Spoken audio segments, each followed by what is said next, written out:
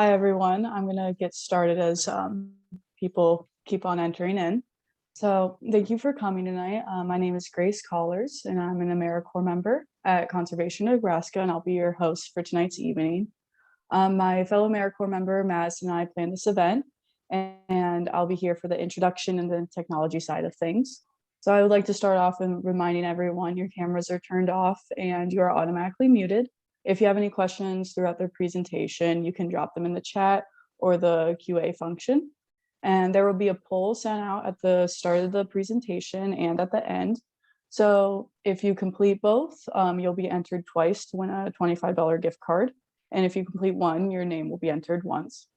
While I start to introduce our speaker for tonight, I'll release the first poll. And both the polls shouldn't take too long at all, and they help with planning for future events and for our grants. I'll launch the poll.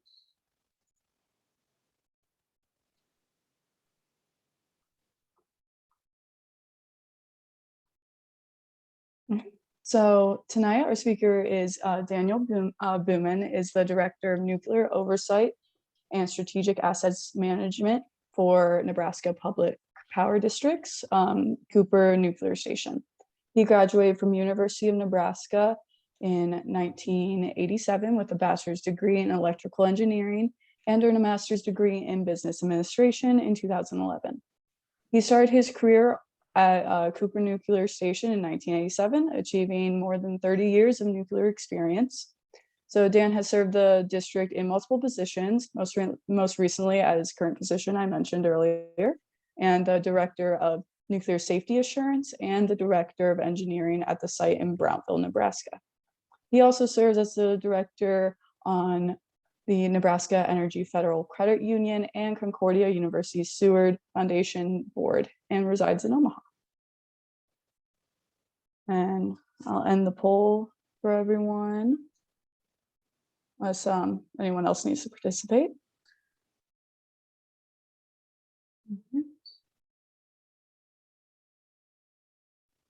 All right, and you can go ahead, Dan. Thank you very much, Grace. Really appreciate this. I'm going to share my screen here.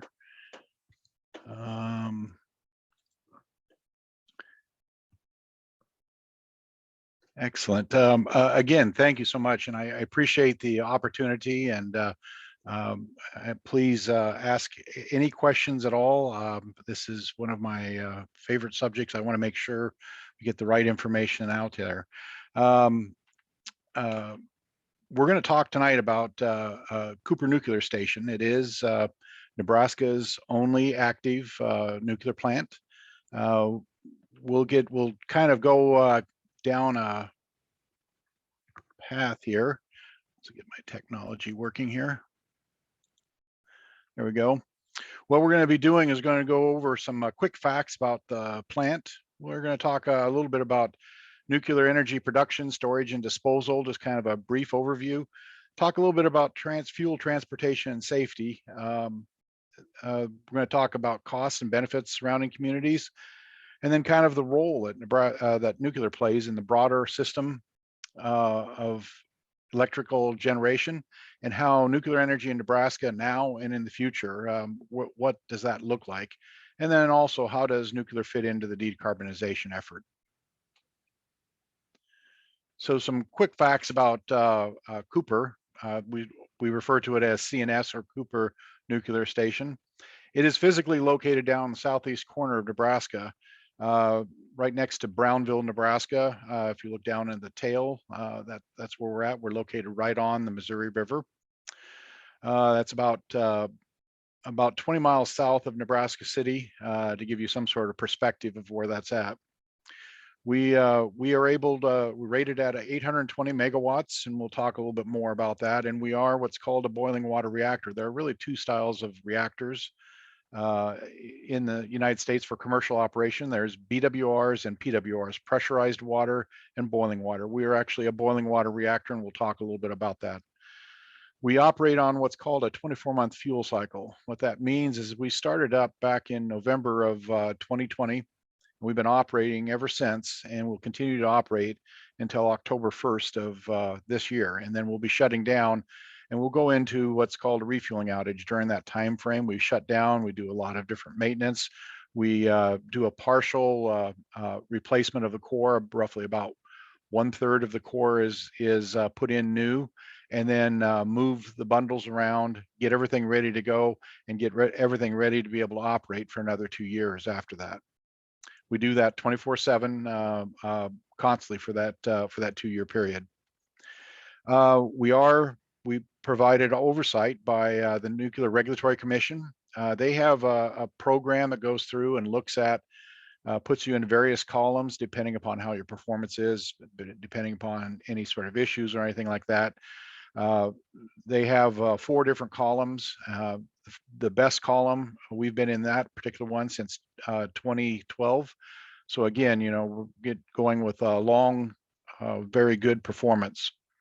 We also have the Institute for Nuclear Power Operations, or INPO, also comes around, and while the NRC is looking at compliance, we want to be able to look at excellence and how are we operating, making sure that we're operating correctly and basically taking it to the next step.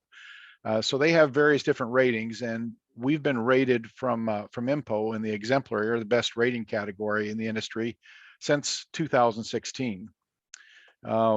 When you look at our security force, it becomes tested by the NRC at various different times. They actually bring in groups of people to make an attempt to be able to see if they can overpower the security force.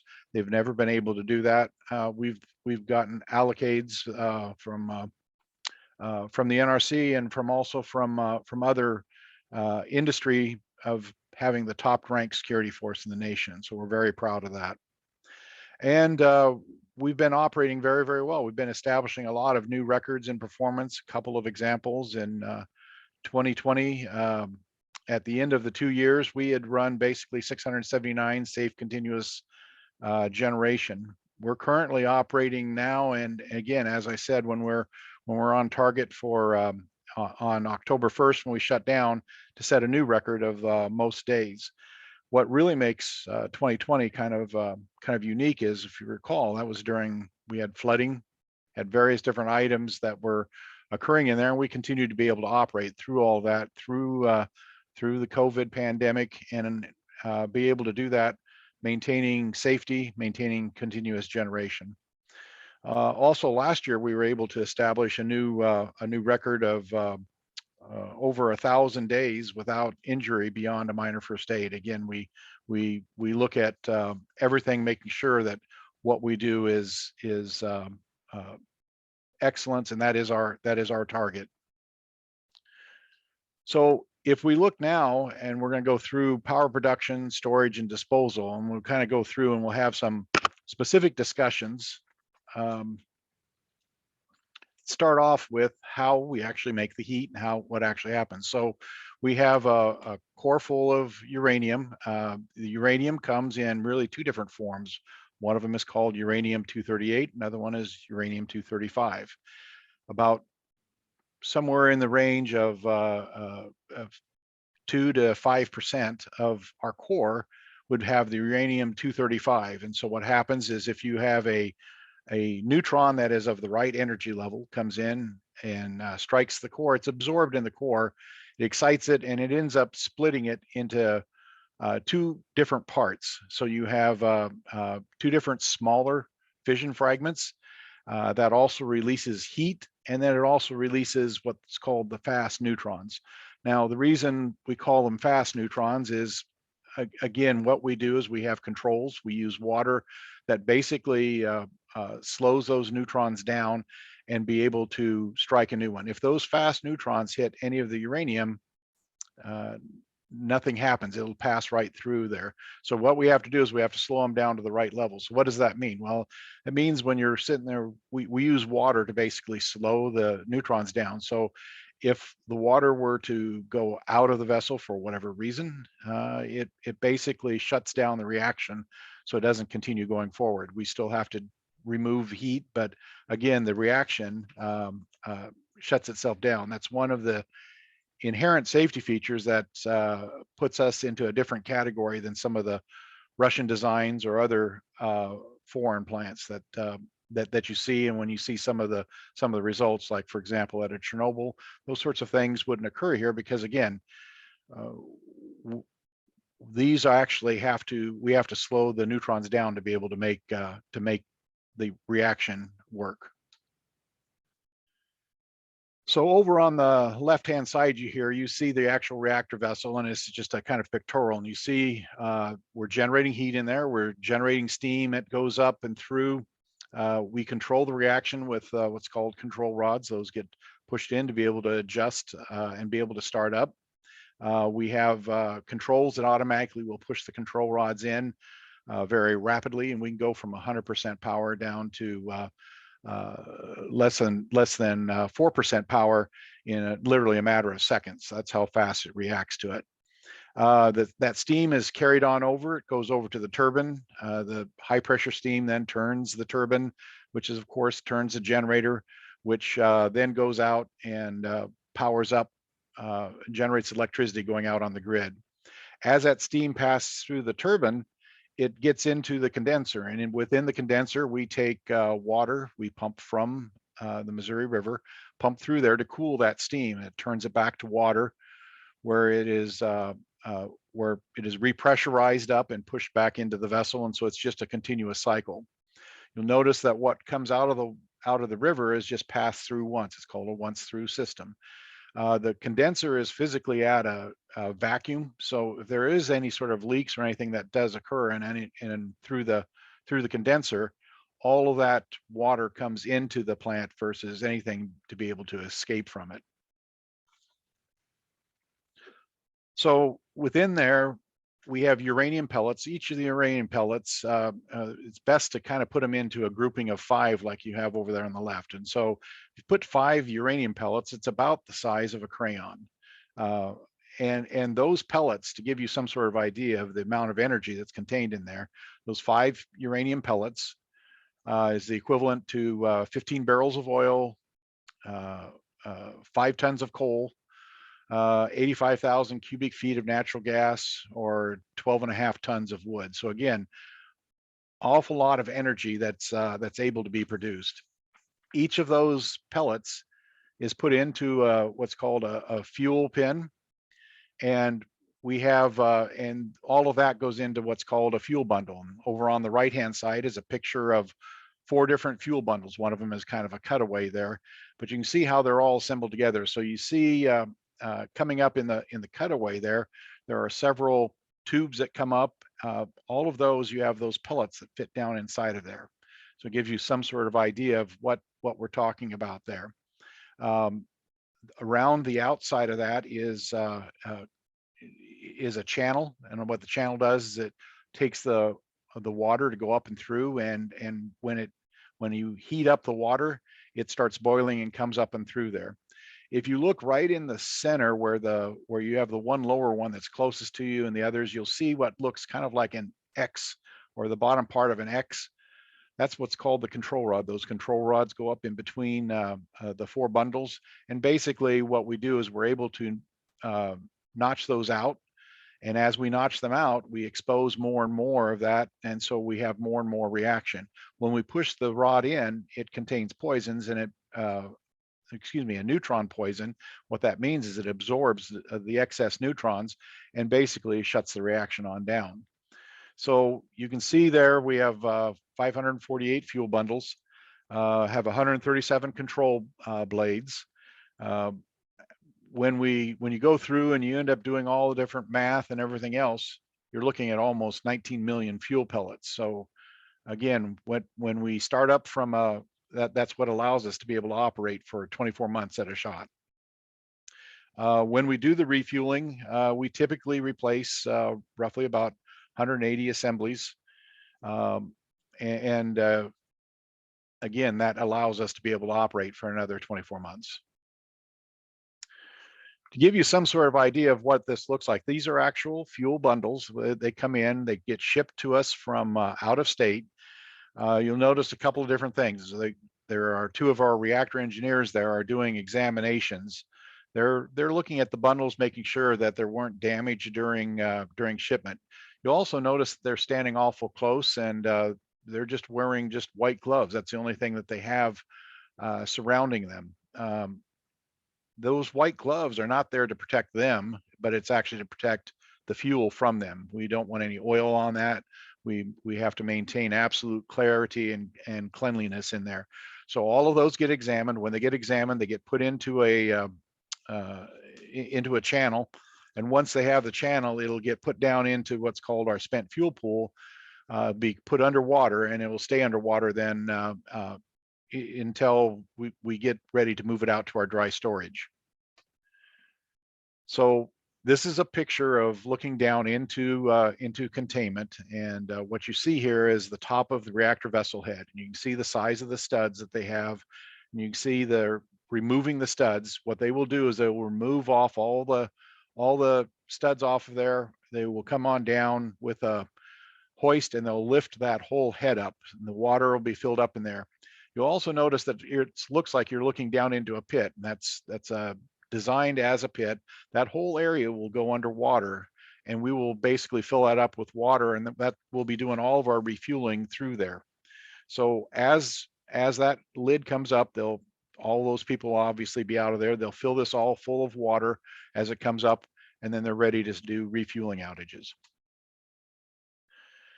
Once they get into the outage, this is what it looks like during a refueling outage. So you're looking actually right down into the core. You look in the very center there, you see some of the shinier pieces. Those are the tops of some fuel bundles that are in there. So this, you see right in the center, kind of something that goes up and down vertical, that's going on down, and it's basically a grapple that goes down and grabs a hold of the fuel bundles.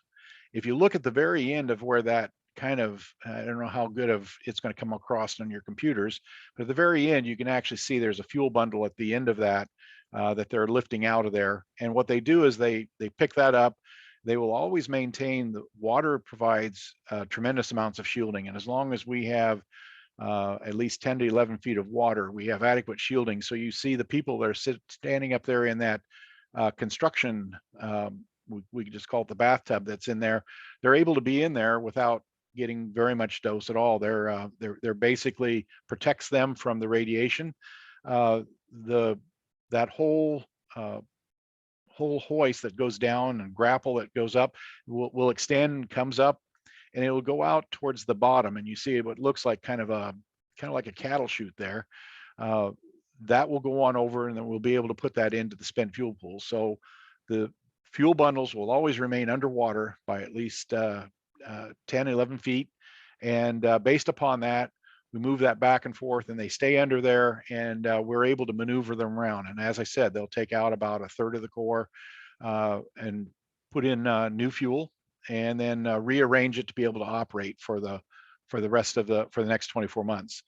That whole crane is able to be moved back and forth, and they're able to get to every single one of those points by doing that.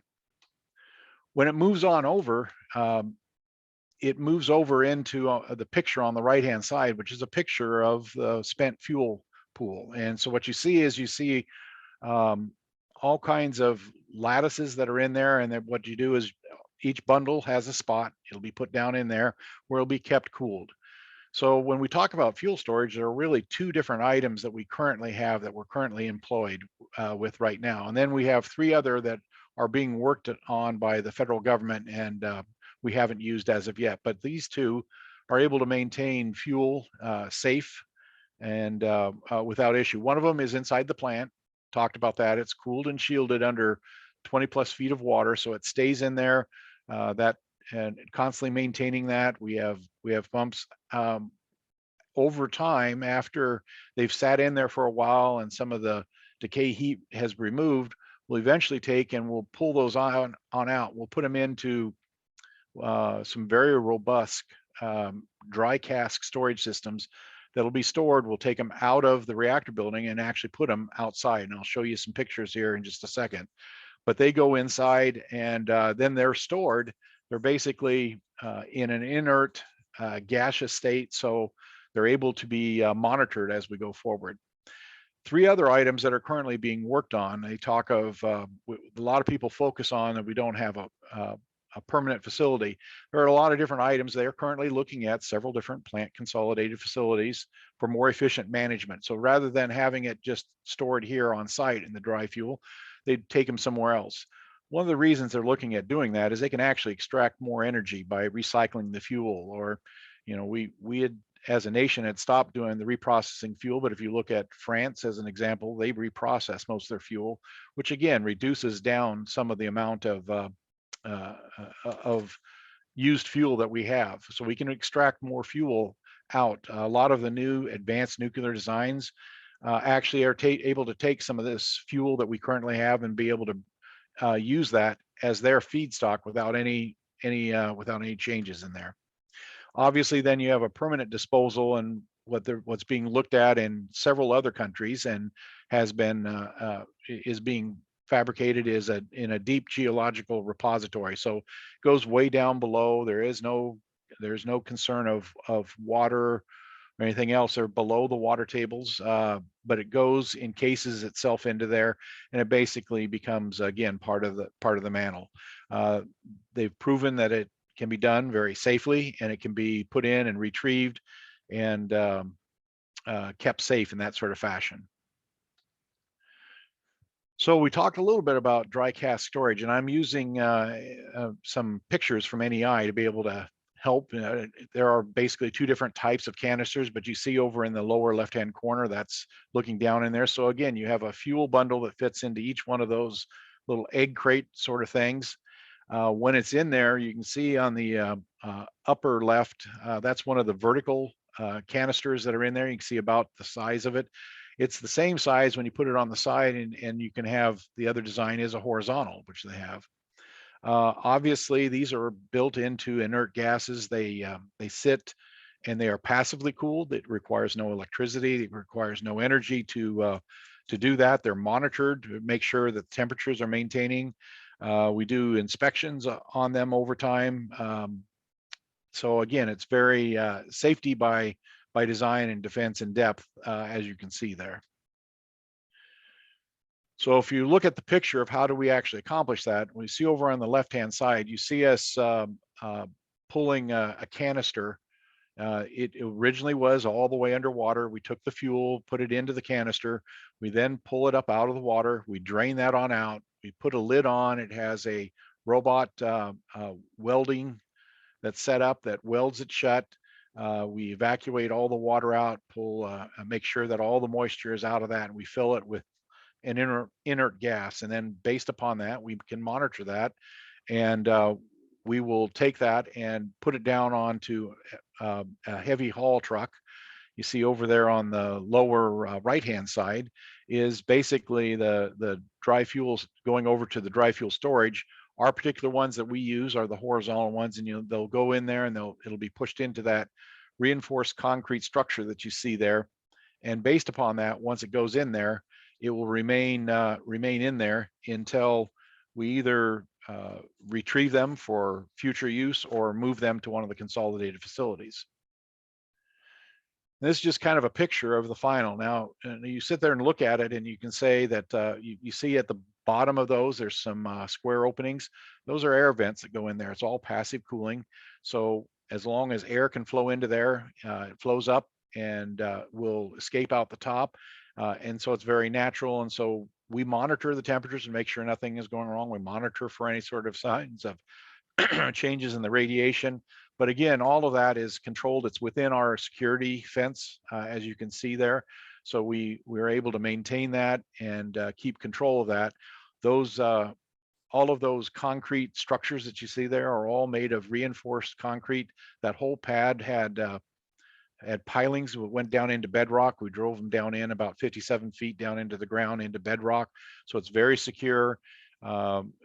Any sort of earthquake will not disturb any of those. They can operate perfectly well underneath 20 feet of water without any sort of issue. So again, flooding does not become a concern. They work quite well. In fact, some of these designs were actually over in Fukushima when the tidal wave came in, suffered no damage, suffered no issues, worked fine with that. So let's talk about transportation and safety. taking the fuel once we have them on in there. What about if to be able to get it off site? Well, we use a variety of different ones. All of those little canisters will actually fit into those casks that you see in the lower right-hand corner and also in the middle corner there. Those casks are very robust, and they're designed to be able to fit on either a semi or on a rail car.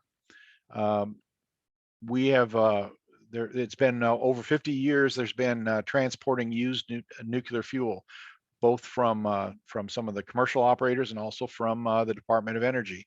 Never been a release of radioactive material. If you want to, up in the upper right hand corner there, you see picture of a Holtec missile test, and you can actually go out and if you Google Holtec missile test, you'll actually see several different items. They take these casks, they take locomotives, they run into them to be able to make sure there's no damage. They've taken fired missiles into them.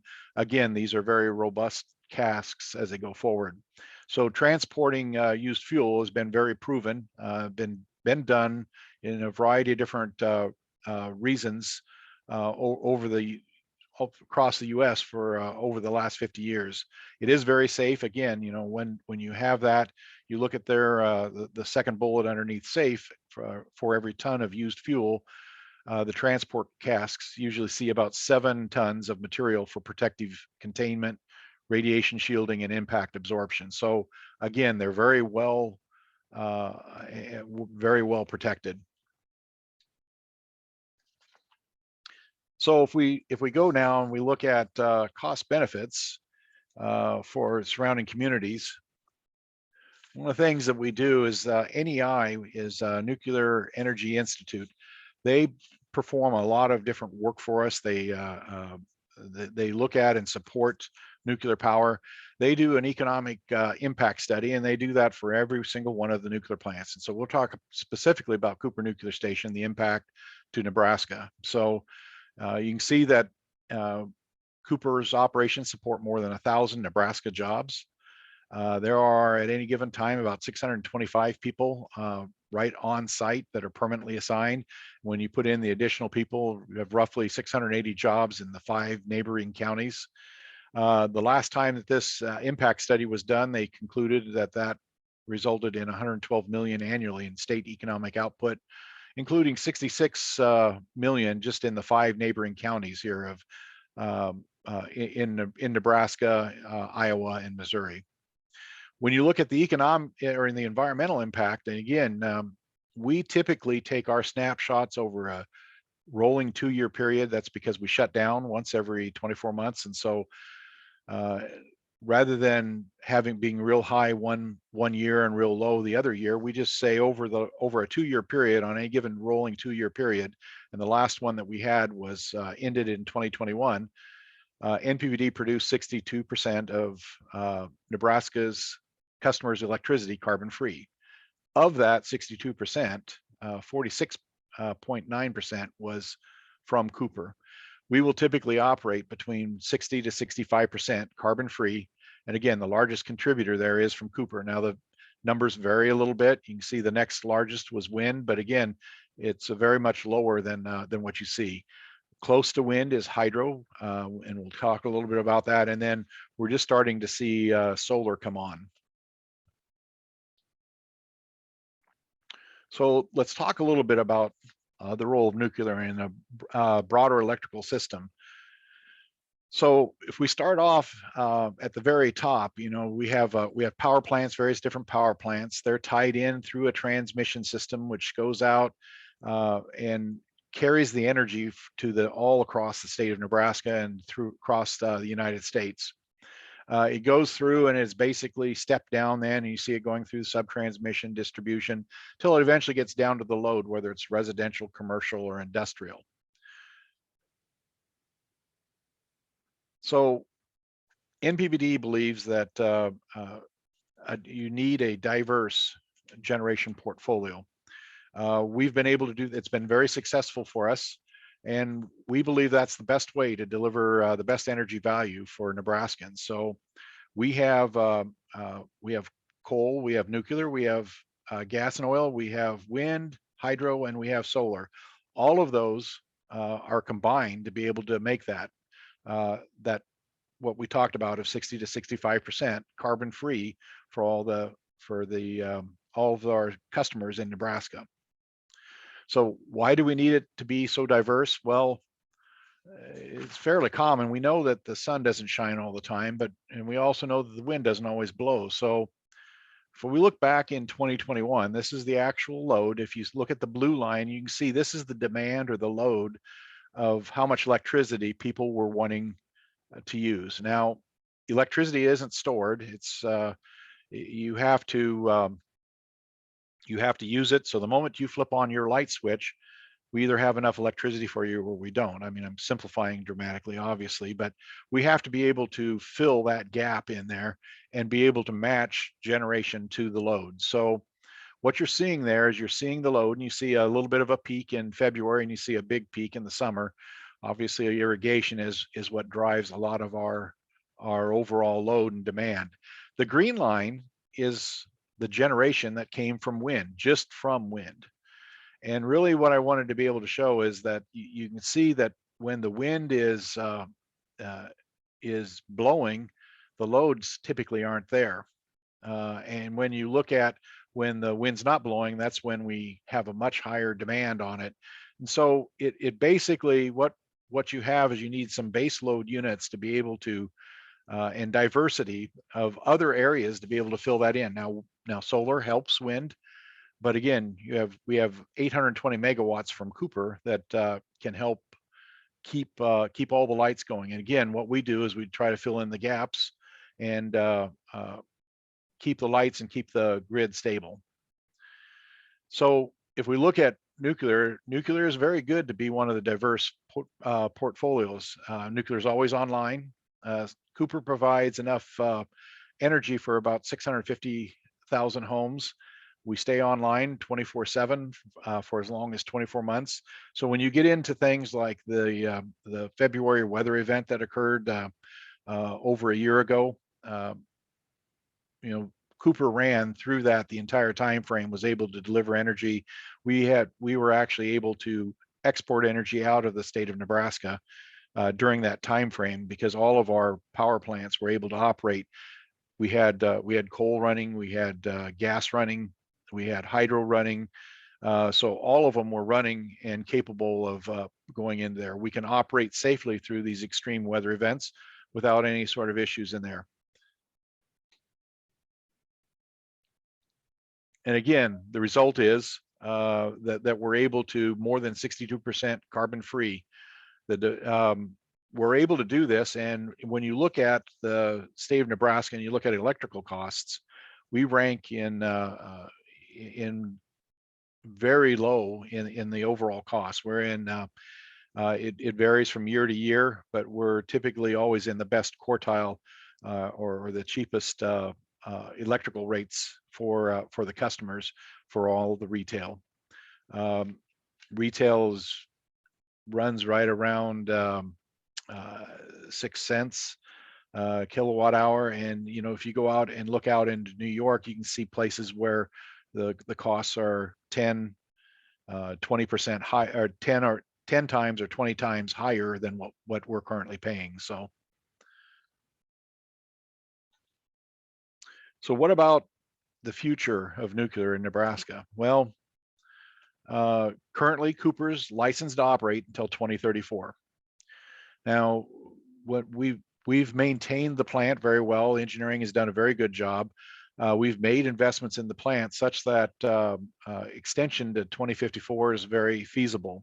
We've done replacements and upgrades of all of our major components. So this isn't like you're seeing a 40-year-old plant out there. We've actually made the upgrades. So all of the big pumps and motors have all been replaced. All of the transformers have been replaced. You're seeing all these different items. We've invested heavily into that to be able to maintain the facility.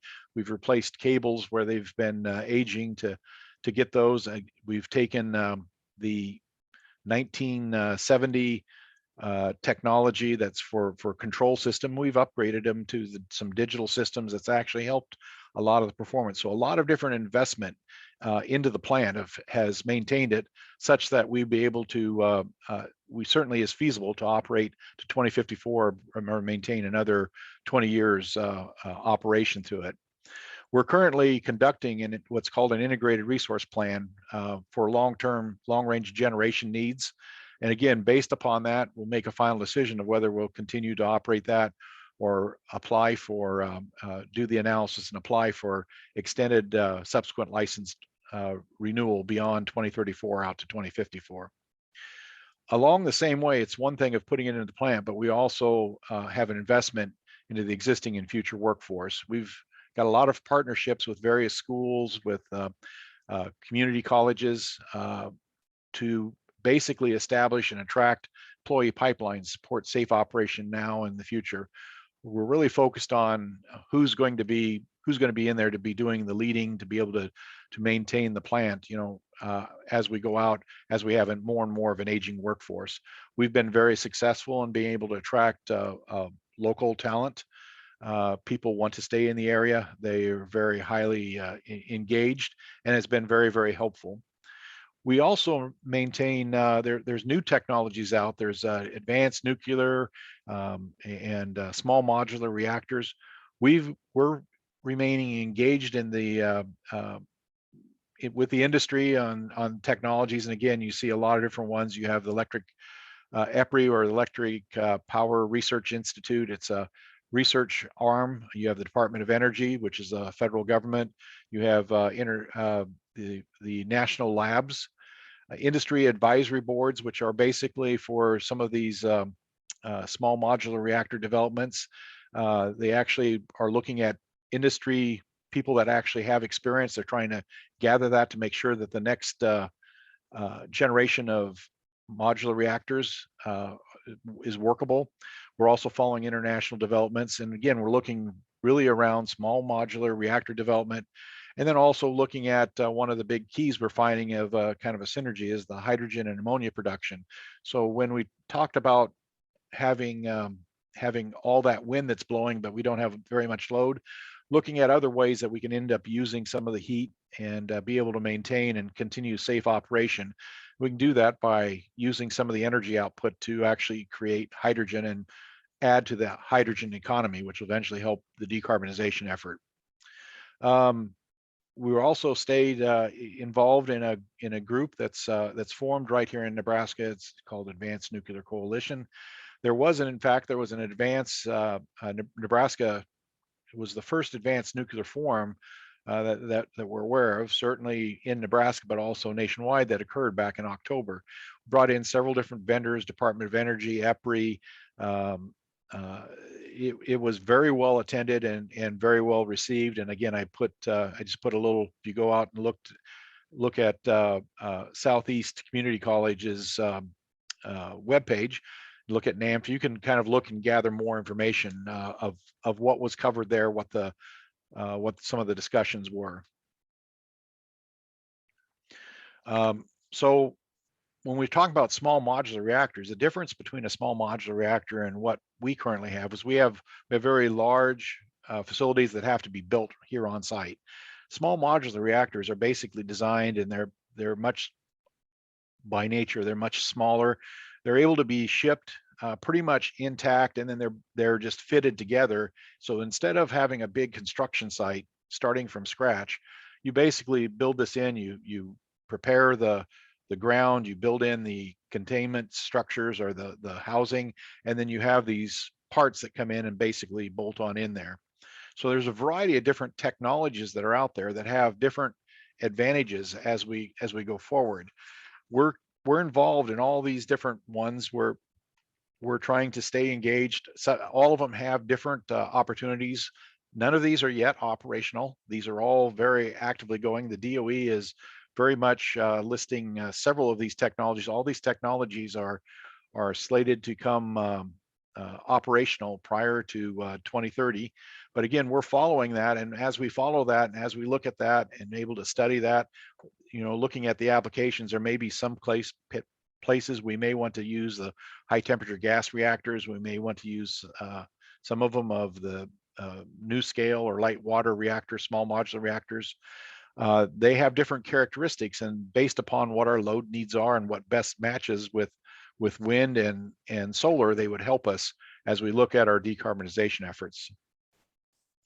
So how does it fit into decarbonization? Well, again, I got this from EPRI, or excuse me, from NEI. NEI did studies, and what you see here is a output from one of those studies. And what you're seeing is two different scenarios of decarbonization. So on the vertical, you see average cost of electricity. And across the bottom, you'll see that on the left-hand side until about halfway over, you see it going from 200 down to 0. That's the amount of CO2 emission that's coming out. And you see it again over on the right-hand side. So what those two things are showing you is on the left-hand side of that, that's without some sort of firm low carbon generation. And again, nuclear is 100% carbon. There is no carbon out of that, so it's a low carbon generation.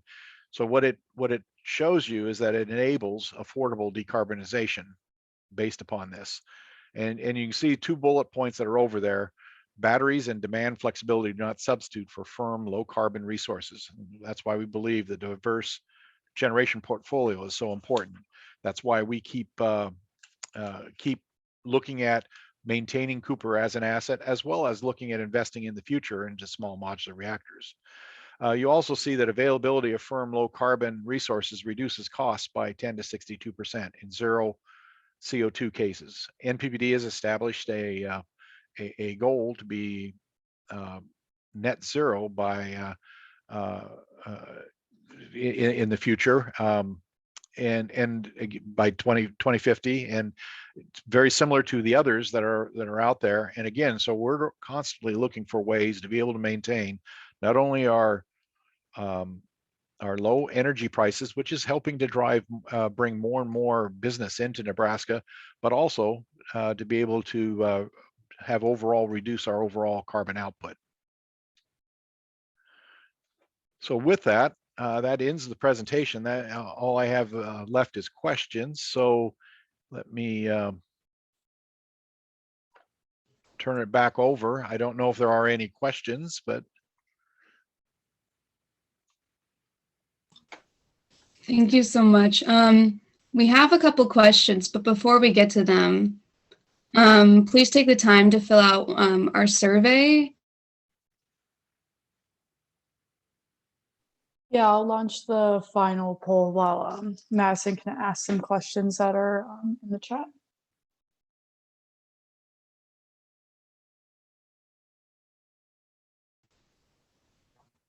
We have a couple questions from Nathan. OPPD got out of the nuclear because of finance. As I recall, their production costs were 0.6 kilowatts per hour, while gas turbine wind solar were 0.1 kilowatts per hour.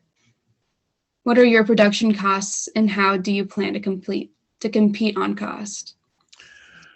So I'm not at liberty to release our actual production costs that what we have, but nuclear, you are correct. Nuclear is a higher has higher production costs. That's again why we have the diverse energy portfolio.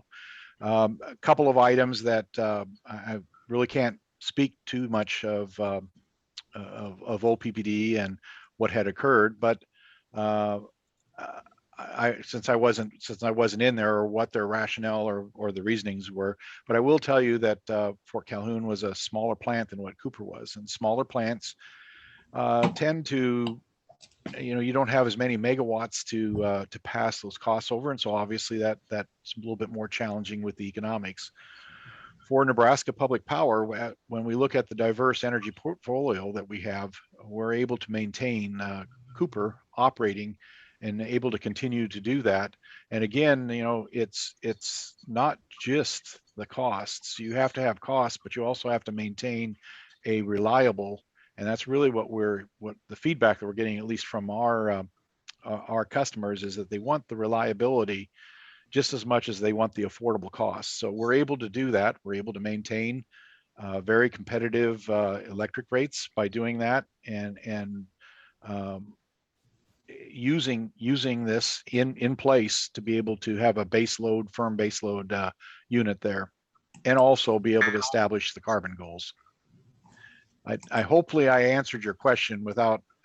I'm sorry I'm not allowed to be able to disclose some of the other numbers. Those are considered competitive proprietary. And then Nathan also asked, are you looking at thorium fuel cycles for future operations?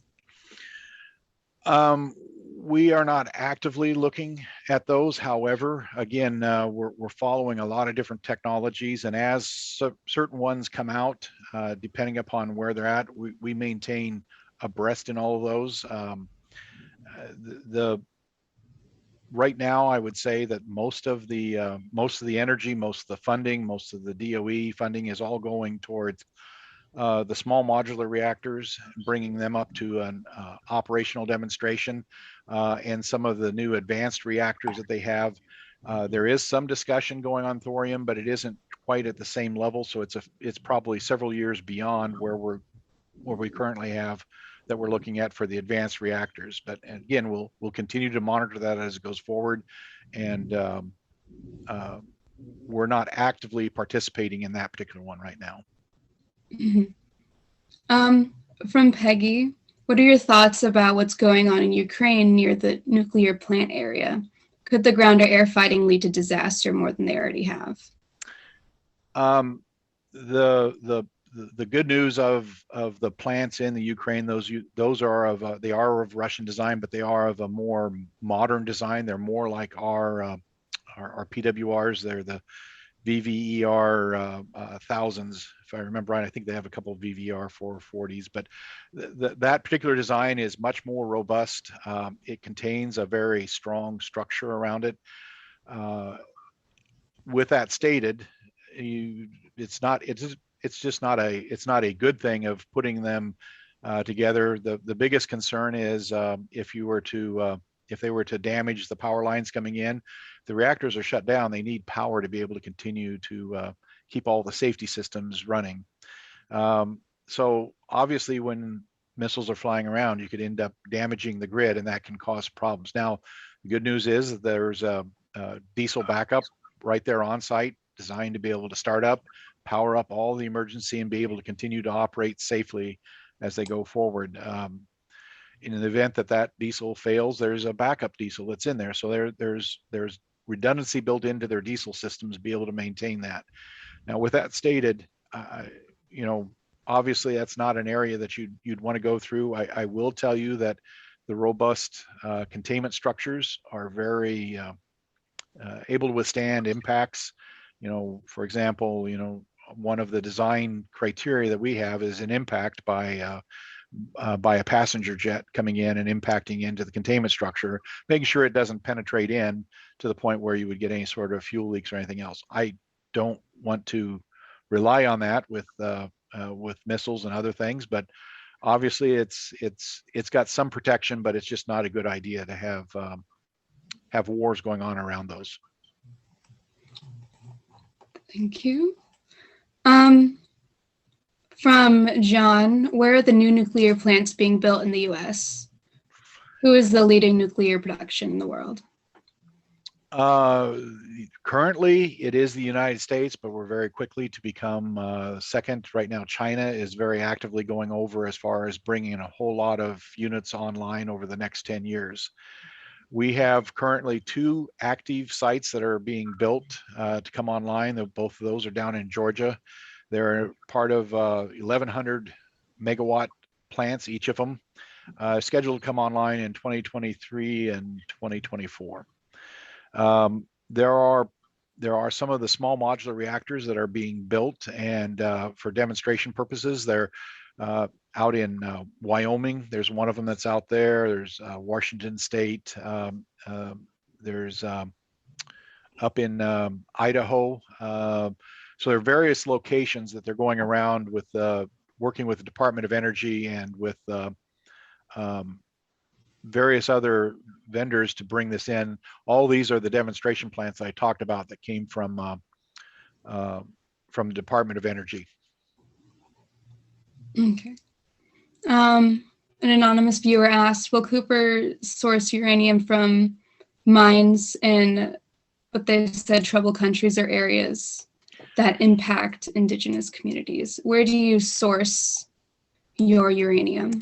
So we source our uranium from a variety of different sources, but I can tell you that we do not currently have any that it comes from Russia. I think that's probably where they're specifically talking about.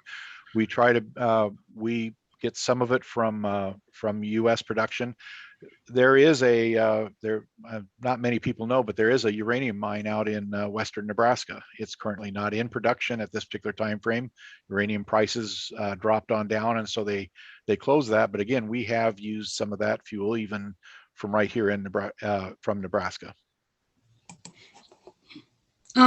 Is there any specific plans to expand nuclear production in Nebraska?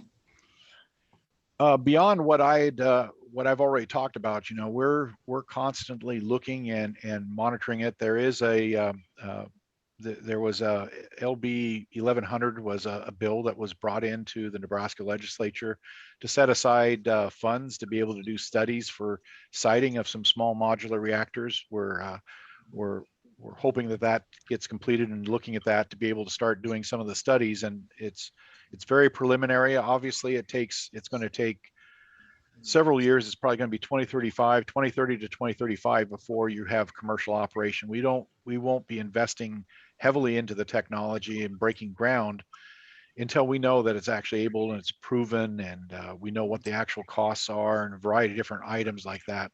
So we're monitoring at this particular point. We're going to be doing some studies as we go forward, but NPPD would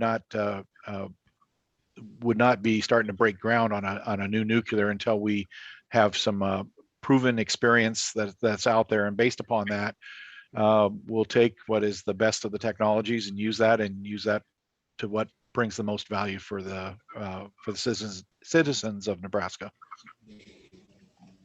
All right, I'm going to do one more question from Cole Wittrock. What would happen to Nebraska, or what would happen for Nebraska to begin investing more in nuclear plants or alternative plants that will replace gas and oil? So what would happen for Nebraska?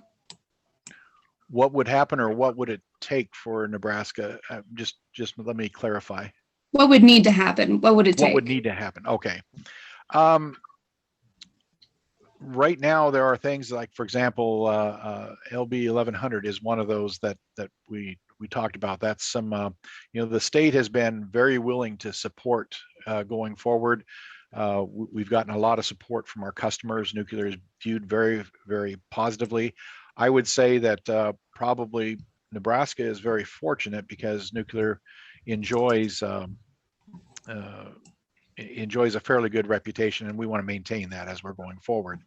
So right now at this particular point, as we go forward, we're continuing, like I said, we're continuing to monitor that. We're doing studies for what are the energy needs, what type of energy needs are we going to be doing. That's a long range study. It goes out to 2050. It's kind of a long range when you start putting these into the ground, because from time that you're going to first decide you're going to be doing something until you actually have a plant built where you're going to be able to get some electricity, you're probably talking about a good 10 years down the path. So you have to be always forwardly looking for investments as you're going forward. We are doing that as we speak, and again, it's a matter of these other plants that are going out there. They seem to have an awful lot of promise. They're doing very, very well as they go forward. We're very excited about that. But again, it's a matter of getting them, you know, the first one is not scheduled to come online until for operational demonstration until 2027. And then like there's another one in 2028 and et cetera. So, you know, it's going to be a while for us to be able to monitor and make sure that we gather the experience, learn from that, so we can be able to take those lessons learned and apply them and get a very cost-effective energy source for the state. Okay, I think we have time for one more question. I've seen a couple people ask questions about radiation and detection. So how does the plant detect like their radiation and output? So we monitor all aspects of the plant are monitored. We do sampling of all the water that is discharged. We're constantly monitoring that for not only for temperature, but also for any sort of signs of radiation or contamination. We also do ground samples to make sure that we don't see anything. We have all of our effluents are very tightly monitored. They're very tightly controlled into some very tight bands. There are federal limits at how much can be, how much you can actually see at the fence. The radiation levels standing at the fence, I will tell you, are less than what you would get in a airplane flight going out to one of the coasts. You see much higher levels of radiation during that time frame than what you would see at the fence. So again, very tightly monitoring. If we see even any sort of deviation or any sort of changes, we immediately start investigating and making sure that we understand what's going on and be able to make any sort of changes to that. We're able to maintain that, and we are basically we are a zero discharge plant based upon that, so that we don't have to concern ourselves, but we're always monitoring, always looking, always watching. You know, one of the jobs of every single worker at the power plant is to protect the health and safety of the public. Well, that's very personal for all of us, because it's when you look at typically you have a 10 mile planning zone. You look at the people that are living in there. Well, we got 625 people that are working here at the plant. People that are living within the 10 mile zone, those are typically are my friends, they're my family. So I take it very, very personally that we're going to take care of this area and take care of anything around here and any of the people, to protect them and detect any sort of radiation before we ever get to any sort of reportable or any other sorts of issues with them. So All right, thank you so much, Dan. So we have some contact information if you have any further questions. You can reach Dan Buman at debuman@nppd.com, or you can contact Conservation Nebraska at info@neconserve.org. I want to thank everybody for coming and watching today. Thank you, Grace. If you have any further questions, please feel free to reach out to us. And other than that, have a good evening. thank you, everybody. And any questions, please send to them.